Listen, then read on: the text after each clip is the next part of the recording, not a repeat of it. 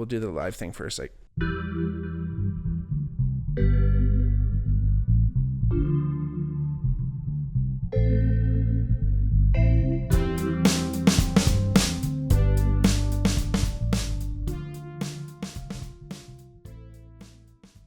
hey everybody, welcome back to the Bigmark podcast. It's me, your host, Bigmark. If it's your first time watching, welcome. If not, welcome back. Like I always say, if you ever wanted to reach out to the podcast for any reason, you want to let us know how you felt about an episode, if you have any ideas for a new episode, or just wanted to say what's up, hit us up on our DMs at the Bigmark podcast or at the Bigmark pod on our Instagram or Twitter. Check out our Patreon. If you're watching on YouTube, hit the subscribe, follow along on our channel, share with your friends, like it, do all the good stuff, rate the podcast if you have a chance, all that fun stuff. First and foremost, thank you all for being here tonight. I really appreciate each and every one of you who took the time to be here. Could have been anywhere else in the world. You chose to be here tonight. I always appreciate that, or today, or this morning, wherever, whenever you might be listening to us. The royal we. But anyway, I appreciate you, everyone here at the Bigmark podcast. It's already a loyal listener appreciates you if you're a new listener too. So thank you and strap in. No, like I always say, I've done some guest podcasts. I've done some solo podcasts. So if you've never seen any of them, the solos, we kind of go into a topic a little bit more. And this is actually kind of an interesting kind of carry on from last week's episode. So if you haven't watched, we have like 171 other podcasts to go check out. So go on and binge it up. But our last podcast was about Dune, the universe of Dune, the story, the first novel mostly, but everything that has to do about the novel that is Dune written by Frank Herbert, 1965. Sci-fi, fantasy, but kind of a admittedly brilliant mix of both, but kind of wrought with its own fragilities in real life. And you can go check out that, is, like I said, just last week's episode, so you don't have to go too far back. But today's episode, we're going to be talking about Dune Part 2, the movie. We're going to be talking about more or less both movies so far, so Dune Part 1 and Part 2. But it's such a huge hit right now, like on marquee algorithms, but it's still like, I went to go see it and it's like, I do see why people have such strong feelings for it. Don't get me wrong. But like I said, it's not only the name of the movie, but it's also the name of this podcast. And we're carrying on anything kind of more around the actual books and the happenings. We're going to kind of leave that to last week's episode. This week, we're going to try to, kind of focus a little bit more on, again, the movies, the Denis Villeneuve movies specifically.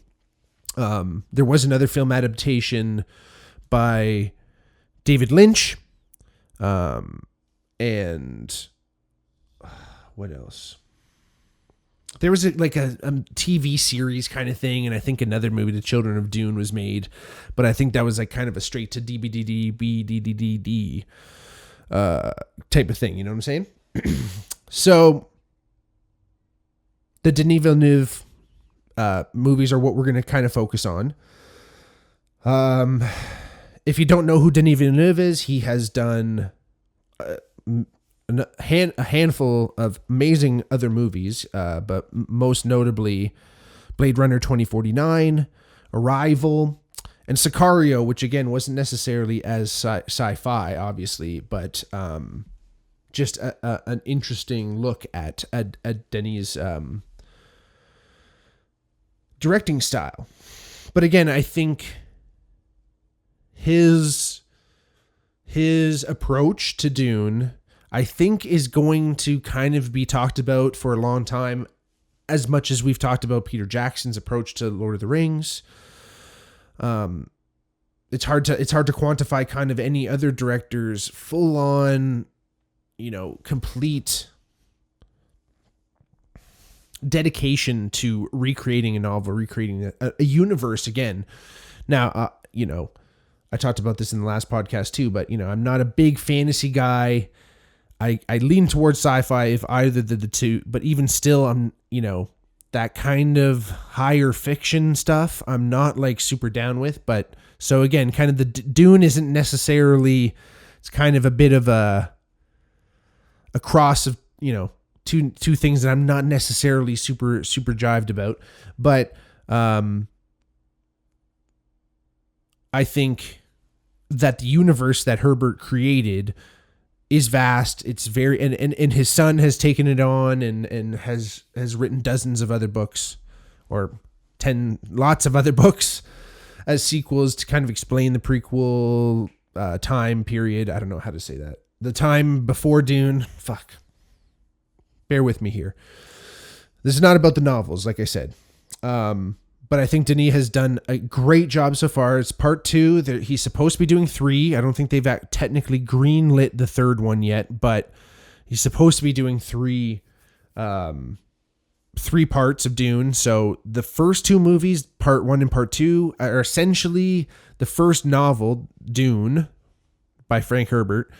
That's the first novel, kind of split in 2, and then it has a touch of Dune Messiah, I believe, which is the next book that Herbert wrote, which again I talked about in the last podcast. He kind of wrote as a little bit of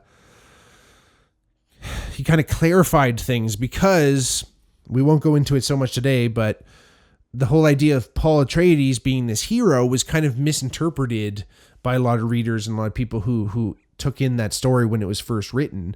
And Herbert kind of felt, in some, I think, a little bit of potential hubris, or maybe he just kind of misinterpreted what everyone else thought about the novel, but he felt it necessary to kind of say, hey, this is exactly what I meant by creating a character called like Paul Atreides. He's not necessarily a villain, but he's kind of this anti-hero, where this Messiah, like the idea of Dune is kind of an anti-Messiah story. It's about not necessarily following pure faith and leaps of faith and zealots and, again, leaps of logic here and there just to satisfy a prophecy that's been cast about by, as we hear more in the story, cast about by, a class of people who are kind of pulling the strings, who are kind of like, choosing who benefits and who doesn't. And it's an interwoven story. I mean, that's what Dune is. This interwoven story of plans within plans and, different factions. Again, that's the idea of that fantasy versus sci-fi. Fantasy, again, starts to kind of delve into that realm of dragons and myths and all that, but it's also, houses and different factions of countries that get split up. Look at Game of Thrones, right? Like there's all these people vying for this power, right? Like that kind of, those themes really come about in fantasy. Hey, not that they don't come about in sci-fi either. Look at Star Wars, for God's sakes, which might be a ripoff of Dune. Who knows? The movies are tough because a lot of people who are going to work on Jodorowsky's Dune also worked on Star Wars and vice versa. Anywho, I want to talk about a little bit about the cast, because I think the casting is phenomenal, maybe barring one literal person, but who am I to judge? I didn't think it was terrible, but I'll talk about it a little bit later. Timothée Chalamet as Paul Atreides. I think he's, again, great casting. I think he's done a great job so far. Can't really say too much bad about him. He's doing a great job. Zendaya is a wonderful Chani. She's a little bit different than in the books. Again, I don't want to compare everything in this movie to the books, because it's about the movie. We're talking about, what happens in the movie. We don't want to necessarily ruin it by bringing in something that had to be changed for multitude of reasons that we can never understand, or maybe never comprehend, because the director is making all these decisions in the moment, or with a 20,000 foot view at least of what the project is. And sometimes you have to change the source material. So we won't compare it too much. Let's just put it that way. Rebecca Ferguson as Lady Jessica. She's a great... Rebecca Ferguson seems like a pretty cool chick. I don't know what her story is, but she seems pretty chill, but she does a really good job as Jessica, who has this really interesting arc of, she's kind of, she's forcing her hand with Paul, as far as she made a decision, it seems, that by her choosing to train Paul in the Bene Gesserit ways, that was a risk that she took, presumably against the council of the other Bene Gesserit witches. But again, that's the idea of, there's like self-fulfilling prophecies, and again, these plans within plans. It's almost like she saw an opportunity and took it, so she's opportunistic. But again, really cool character. Javier Bardem plays Stilgar, who's a Fremen leader. I guess this is tough. Like, it's almost like you might have to even go back to the last podcast and figure it out, because I'm going to be talking about shit that you might not know. I guess this is also an opportune time to say spoiler alert. If you haven't seen these movies, you might want to stop now, because you don't know what the fuck's going on. But if you have, you're gonna know who the fuck I'm talking about. But again, Javier Bardem, of course, No Country for Old Men, and his screen partner, Josh Brolin, who was also in No Country for Old Men, is also in Dune. He plays Gurney Halleck, who's just a phenomenal character. Again, I just saw part 2, so I'm gonna talk a little about part 2, but I want to talk about both of the Denis Villeneuve movies, like I said today. So Oscar Isaac, who again isn't in part 2, spoiler alert again, because he died in the first part, but he plays Duke Leto Atreides. Really, really well done, really well played character. Even just the character himself, I should say, in the movies and in the books, but in the movies, he's very knowable and just a tragic death, truly. You don't see him for too long. I mean, obviously, it's he makes it through partial of one movie, but like, again, you kind of get to see his drive and his, he has a noble cause, but others get in the way. Let's just put it that way. Jason Momoa plays Duncan Idaho, which is super great. I always get tripped on the names, right? We got like Gurney Halleck, Stilgar, Vladimir Harkonnen, Glasu Raban, and then we have fucking Duncan and Jessica and Paul. Cool. Anyway, Duncan Idaho is a great character, and I think Jason Momoa does a really great job, truly, in the movies of playing him. And I mean, Jason Momoa kind of can't help but be Jason Momoa, but I think he does a really good job as Duncan Idaho. Stellan Skarsgård plays Baron Vladimir Harkonnen. Really good job. He like spent hours and hours to get into this makeup, into this like bodysuit that he had to take like Imodium so he didn't have to like shit. And I think it was like really hard to go to the bathroom in. Like, he really like laid out for this character and did an excellent job. Dave Bautista plays Glasso Raban, the Beast Raban. He's really good. I think Dave Bautista was a good casting for that. I know he is constantly trying to find more and more serious roles, but again, I think he's did a really good job playing Glasso Raban, who is this kind of insolent, I guess, in a way, but pestilent, and also just like really unable to kind of control his emotions, has mood swings and things. I think Dave did a great job at capturing all those. Austin Butler plays his cousin Feyd-Rautha. Does a good job. I think he's a good physical actor. I think he looked the part. But no, he did well. He did some good improvisation moves too, which I think made sense. But it was really well done. Florence Pugh plays the Princess Irulan. She does an amazing job. She has a really great air about her. She has an amazing confidence that I think played perfectly into the Princess Irulan, who gives her a little bit more than just like kind of this like helpless damsel motif. Again, she brought that quiet confidence. She wore like amazing costumes. She she had this one that was like this chainmail, like looked like stainless steel kind of chainmail. And she said it weighed a ton, but it would be like really cold when she have to put it on. So she said that it was like a little bit of shock. Let's just put it that way. And then Christopher Walken plays the Emperor Shada Corino IV. And he does a great job. Really interesting character, right? Like it's hard to play this character who is like this full emperor that's overseeing all things in the universe and pulling these strings and doing all this really interesting stuff. So pretty cool. Hans Zimmer knocks it out of the park again with just an amazing soundscape. You know, I love Hans Zimmer. I think he has, you know, you look at, I'm pretty sure he did Pirates, but you look at a lot of his other movies where they were more thematic and had more like songs, if you will, to them. Where with Dune, it's kind of, he creates these soundscapes, and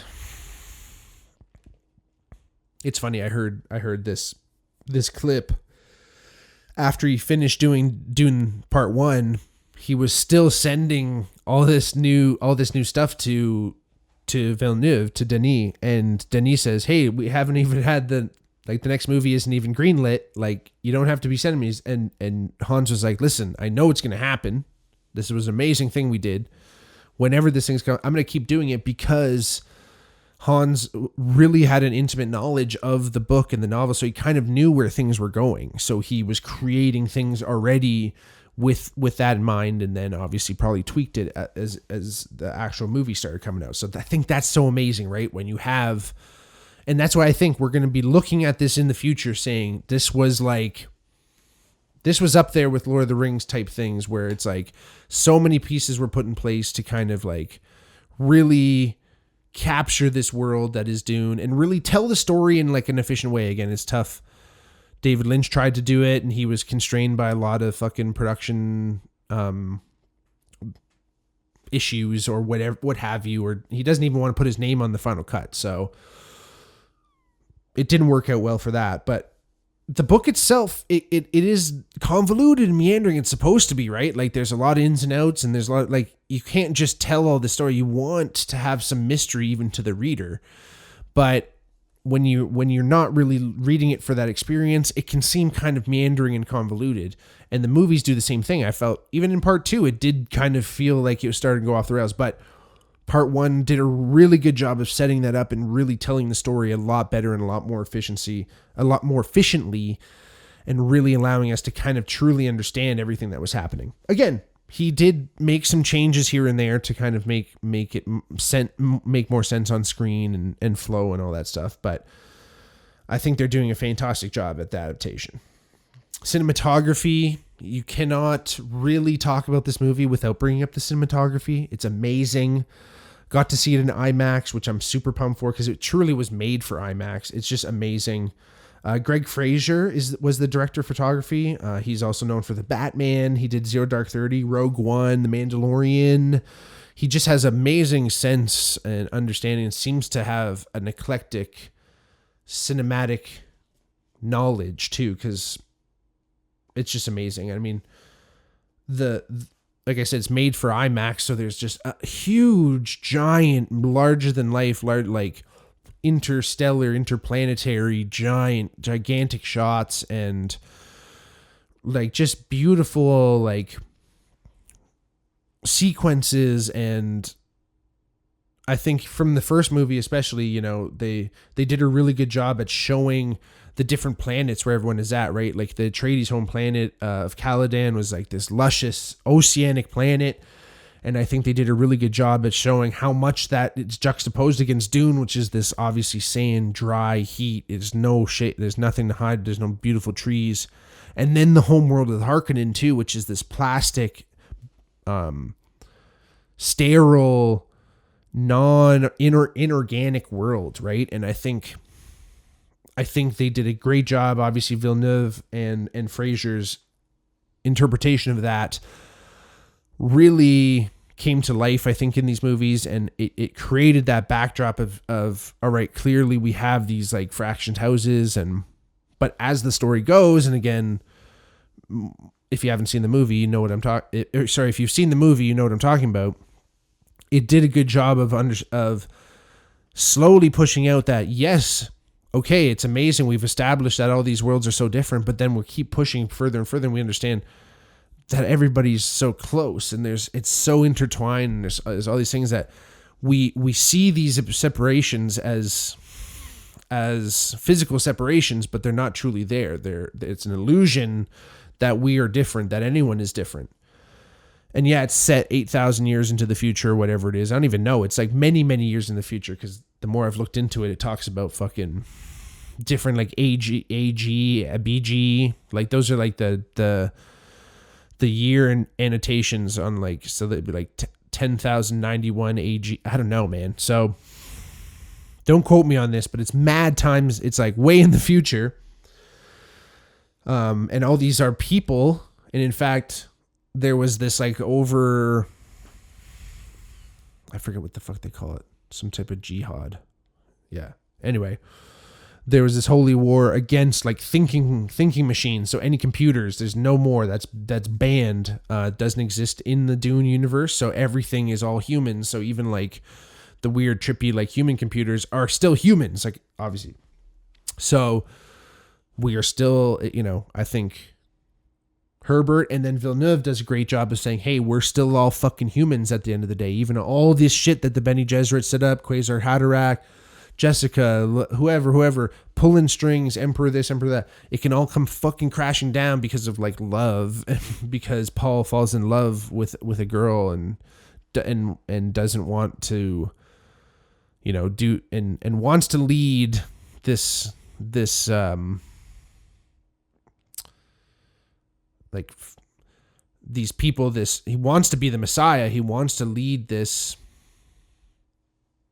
revolution, but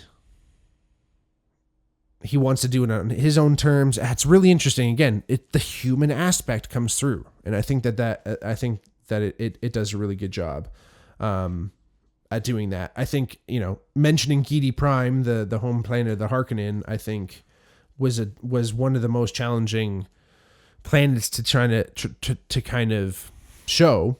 But again, it's black, it's dark, and it's funny. Some of the design of the planet was definitely taken from those older designs from Jodorowsky's Dune, which is super cool. That was really cool to see.